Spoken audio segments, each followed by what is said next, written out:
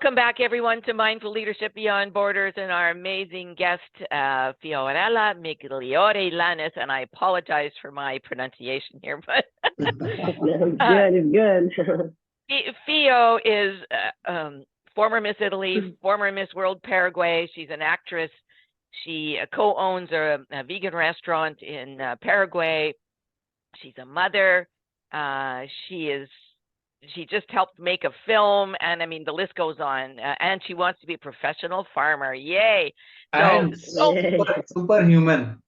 And a superhuman. Yeah, right on. So, one of the questions Raj was thinking would be good to ask you as this very famous person. You've done so many things. How do you stay so humble? Because one of my clients in LA is a movie maker, and he was telling me how difficult it is to stay humble in that industry. The drugs, the alcohol, the egos. I mean, it's tough, right? And so, how do you stay humble? Because you're so humble. How do you stay? Thank you, thank you, Raj, and thank you, Betska. What I believe is that I don't believe the characters. I don't believe my characters, my pasajeros they're not forever, and they're for the moment, and I don't believe them. I don't believe I'm the queen, I don't believe I'm the actress. I'm Fio, and I think I have to thank my family for that. I have a very warm family that gave me roots, and I don't know, I just enjoy the moment that I am in. I don't see myself as an actress now, as a beauty queen, as whatever I was in the past. I see myself as Fio trying to do something good, So I think the thing is that sometimes people believe their characters, and they are, no, I am this, and people have to treat me this way, and it's like, no way, we're human beings, So I think that's one of the things that gave me that, but thank you for the compliment. Raj picked it up. He picked it up immediately. So, And very important thing, or one more thing, how you are maintaining distance from this glamour industry, because it's also very difficult, because someone who are like a Coke bottle or like a whiskey bottle when you used to. So how, like a glamour industry also, you are working in glamour industry. So once you decided you will go for your holistic approach, your farming, vegan thing. So I'm just thinking about you. So many calls you receive. Still also you come, you join this movie, that serial, that telecast, so many things.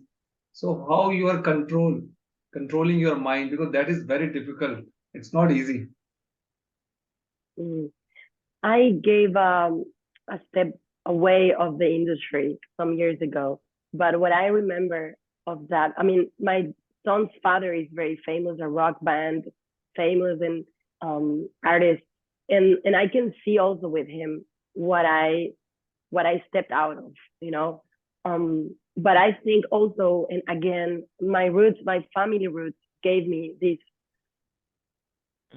easy way to be, and not this egoistic, like to nourish my ego, to nourish my outside life, and I remember I was living in Italy, and we were like the misses there, and then we went to LA, and I was into an agency where, oh, I know this person, and I wasn't never interested about that, and I think because also when I was young, my family always were like, oh, I was always punished. I was always not being allowed to go out at night, so I never grew, or they didn't allow me to go late at night when I was young. They were like, oh, you won't go to sleep in somebody's house. You're going to sleep here in your house. I'm going to pick you up at 12 at noon, 12 at night. And you won't be late than that.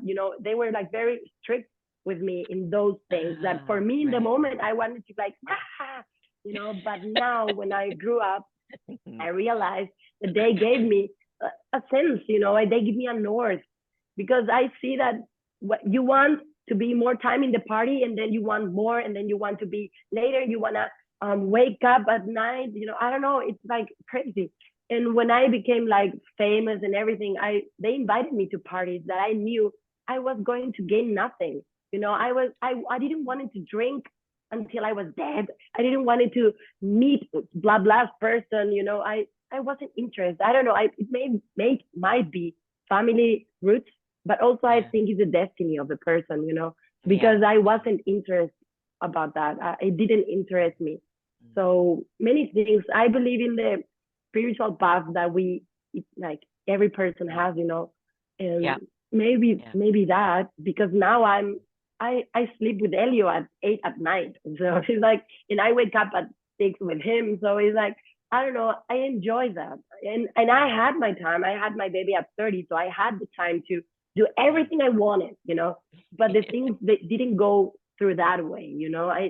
Nightlife, famous life, and all those superficial things never fulfilled me, you know. And I think that, you know, because I had the owners of the pageant of Paraguay. They were plastic surgeons, you know, the ones who make boobs.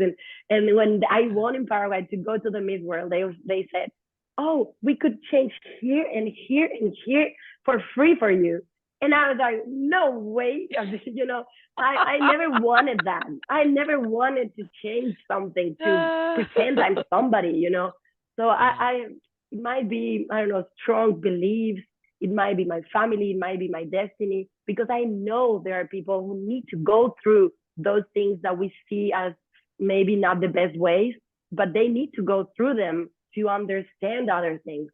So I think it's maybe the destiny also of the path of the person, right? Yeah, right on. Yes. Well, thank you, Fio. What I think I'd like to do is we'll stop this part and we'll do part 3 on Christspiracy. Yeah, we'll be right back, folks. Sounds good. Yeah.